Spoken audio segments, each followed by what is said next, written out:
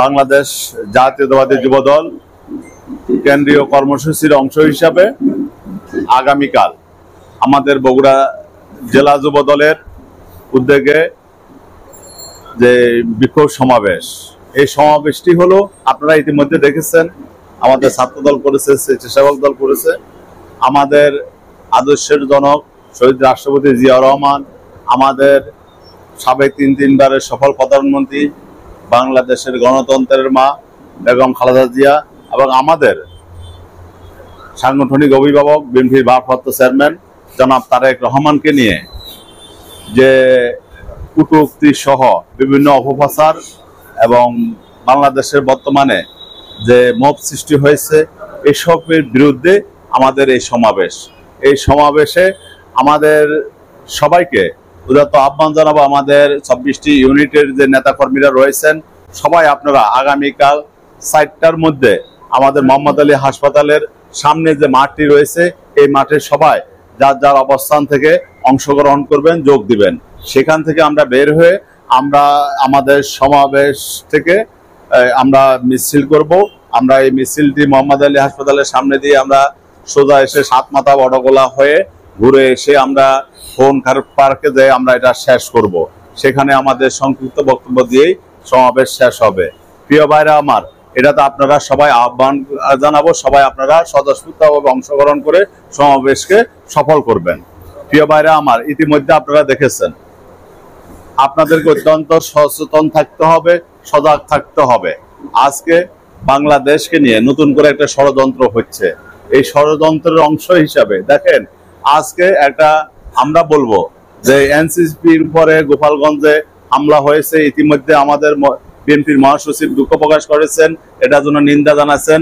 ওখানে এদের উপরে যারা আক্রমণ করেছে তাদেরকে গ্রেপ্তারের জন্য প্রশাসনের প্রতি আহ্বান জানিয়েছেন। আমরা এটার সাথে একমত করে আমরা বাংলাদেশ জাতীয়তাবাদী যুবদল বগুড়া জেলা শাখা এটার সাথে একমত করি। এটাকে করুন, ওরা যতই কিছু করুক, ওদের বয়স কম, ওরা ছোট, এরা নিজেদেরকে বুঝতে চায় না। আজকে যদি বাংলাদেশের যে জুলাই আন্দোলন, এই ধারণ যদি বুকে থাকতো, সবাই আজকে করার কথা ছিল গীবত নয়, আমাদের হওয়া উচিত ছিল সব দল যারা ফ্যাসিস্টের বিরুদ্ধে আমরা যারা ঐক্যবদ্ধ ছিলাম, যারা মাঠে ছিলাম।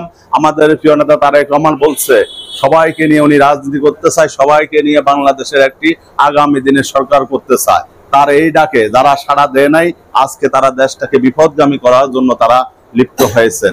তারা ইতিমধ্যে আমি মনে করি আজকের এই ঘটনা থেকে ওদের উপলব্ধি হওয়া উচিত, ওদের শিক্ষা নেওয়া উচিত। ফ্যাসিস্টেরা সুযোগ পালে আপনাদেরকে আমাদেরকে সবল মারবে। সবাইকে আমাদের নেতা তারেক রহমানের নেতৃত্বে ঐক্যবদ্ধ থেকে এই দেশটাকে এগিয়ে নেওয়ার জন্য ফ্যাসিস্টকে আপনারা যদি বিলুপ্ত করতে চান, তারেক রহমানের নির্দেশনাকে আপনাদেরকে ফলো করে এগিয়ে যেতে হবে।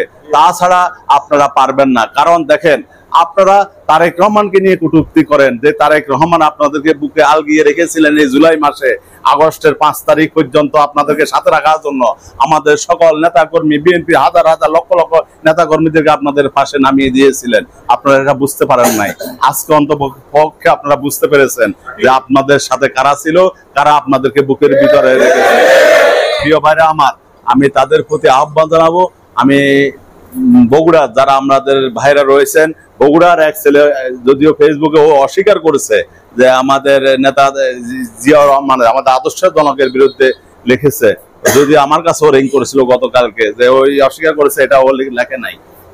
যদি না লেখে থাকে ভালো, আর আমরা তাকে সাধুবাদ জানাই। যদি লেখা থাকে, আমরা মনে করি যে ক্ষমা চেয়ে তাকে শুধরাতে হবে যে জিয়া রহমান বাংলাদেশের গণতন্ত্রের, বাংলাদেশের একটি প্রতিষ্ঠান, যে যার ঘোষণার মাধ্যমে এই দেশ স্বাধীন হয়েছে, তাকে নিয়ে আপনারা তুচ্ছ তাচ্ছিল্য করার সাহস আপনারা দেখাতে পারেন না।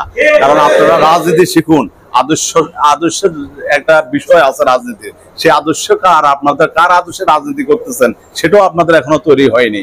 আপনারা রাজনীতি নিয়ে লাফালাফি না করে আশা করি রাজনীতি শিখুন, আগামী দিনের নেতা তৈরি হন। নেতা তৈরি হতে গেলে ধৈর্য এবং সংগ্রাম, ত্যাগ, অনেক কিছুই প্রয়োজন আছে।